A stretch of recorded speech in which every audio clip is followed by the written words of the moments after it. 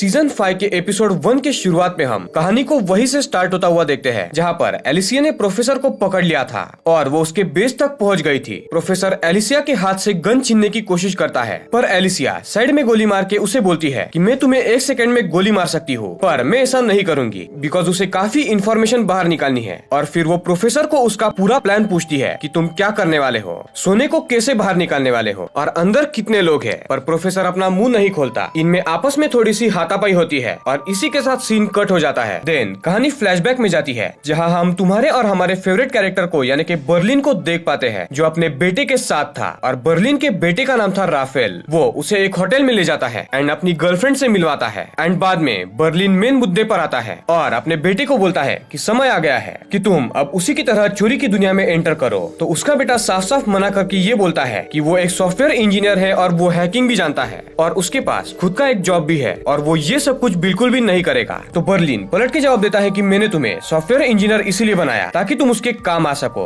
ये सुन के इनमें आपस में थोड़ी सी बहस होती है और राफेल वहाँ से चला जाता है। दूसरी तरफ फ्लैशबैक में हम प्रोफेसर एंड रकेल को देखते हैं और प्रोफेसर रकेल को प्लान समझा रहा था कि वो लोग चोरी के टाइम क्या करेंगे और वो रकेल को बोलता है कि अगर हमारा कोई साथी पकड़ा जाता है तो वो लोग कैसे उस साथी को बैंक ऑफ स्पेन में पहुंचाएंगे 3000 से भी ज्यादा पुलिस वालों के नाक के नीचे से। और एग्जैक्टली प्रोफेसर ने ये करके भी दिखाया था। उसने सबके नाक के नीचे से रकेल को बैंक ऑफ स्पेन में पहुंचा दिया था। प्रेजेंट में कहानी बैंक ऑफ स्पेन के सामने वाले पुलिस स्टैंड पर फोकस होती है जहां कर्नल काफी गुस्से में था और वो आर्मी को बुलाने का डिसाइड करता है जो सीधा बैंक में घुसने वाली थी। एंजल एंड बाकी लोग कर्नल को रोकने की कोशिश करते हैं कि ये कंट्री का इंटरनल मैटर है तो इसमें आर्मी को मत घुसेड़ो, पर कर्नल बात नहीं सुनता और वो आर्मी में मेजर सगस्टा को कॉल करके बुला लेता है जो अपने घर पर था। मेजर सगस्टा एग्री करता है और बोलता है कि वो आर्मी वाले बंदे खुद से चुनेगा और वो बोलता है कि वो आर्मी की अपनी टीम चूज करेगा जो बेहरम होगी और इस काम के लिए परफेक्ट होगी। अगेन फ्लैशबैक में कहानी जाती है एंड प्लान डिस्कस करते हुए प्रोफेसर रकेल को बोलता है कि एक पॉइंट के बाद पुलिस से जब काम नहीं बन रहा होगा तो आर्मी को बुलाया जाएगा और आर्मी वाले होस्टेजेस के साथ साथ सब लोगों को मार देंगे बिकॉज उन आर्मी वालों के लिए होस्टेजेस का मरना कोलेटरल डैमेज की जैसा होता है और इससे सब कुछ खत्म होने के चांसेस है। अगेन प्रेजेंट में रकेल बैंक ऑफ स्पेन में लीड करने लगती है एंड वो पलेर्मो से पूछती है कि अब तक कितना सोना तुम लोगों ने पिघला लिया है। तो पलेर्मो बोलता है कि 59 टन अब तक पिघल चुका है और 31 टन अभी तक से बाकी है। तो रकेल काम बंद करने बोलती है बिकॉज यहाँ से इन्हें निकलना था और उनके पास सिर्फ 3 से 4 घंटे थे। यहाँ पर बाहर पुलिस उस हेलीकॉप्टर को ट्रैक कर रही थी जिसके जरिए रकेल को बैंक ऑफ स्पेन में लाया गया था।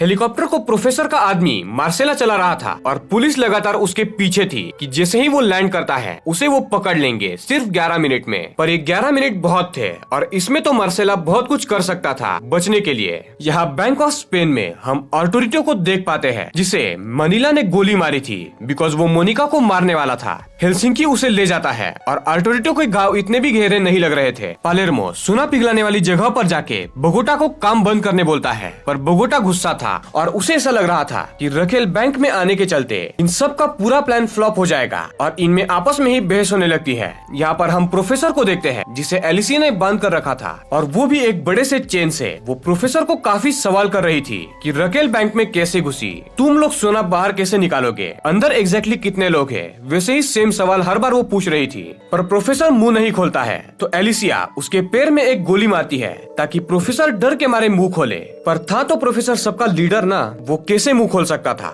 और जब वो मुंह खोलता है वो एलिसिया को मैनिपुलेट करने की कोशिश करता है और उसे वो बोलता है कि वो लोग सोने को डायरेक्टली गटर में फेंकने वाले थे जो सीधा बह के शहर के बाहर आएंगे और उसे ये लोग वहाँ से कलेक्ट करने वाले थे। पर ऑब्वियसली एलिसा यकीन नहीं करती। देन वो उसे गुस्से में प्रोफेसर के बेस के उस हिस्से में ले जाती है जहाँ पर नीचे दूसरी तरफ एक गहरा नाला था और वो उसे डायरेक्ट धक्का दे देती है और एक चेन से बांध के उसे अगेन सेम सवाल करती है और इस बार वो उसके सर पर गन पॉइंट करती है। पर फिर भी प्रोफेसर मुंह नहीं खोलता और कहता है कि वो अगर मर भी गया फिर भी सभी लोग आराम से बैंक से निकल जाएंगे तो तुम मुझे मार दो, वैसे भी उसका कोई काम नहीं। एलिसिया फ्रस्ट्रेट होकर प्रोफेसर को वहीं पर लटका के वहाँ से चली जाती है। यहाँ पर पुलिस टेंट में कर्नल को ये लगने लगता है कि शायद एलिसिया भी प्रोफेसर से मिली होगी और इसीलिए वो शुरुआत से उसके प्रति सॉफ्ट थी। पर एंजल उसे उसे अगेन क्रॉस करता है और बोलता है कि हम ऐसा नहीं कह सकते जब तक हमारे पास कोई भी सबूत ना हो। तो कर्नल एलिसिया जो प्रोफेसर को पकड़ने आई थी वो उसी को गद्दार घोषित करने पे तुला हुआ था और वो उसके खिलाफ सबूत बनाने लगता है,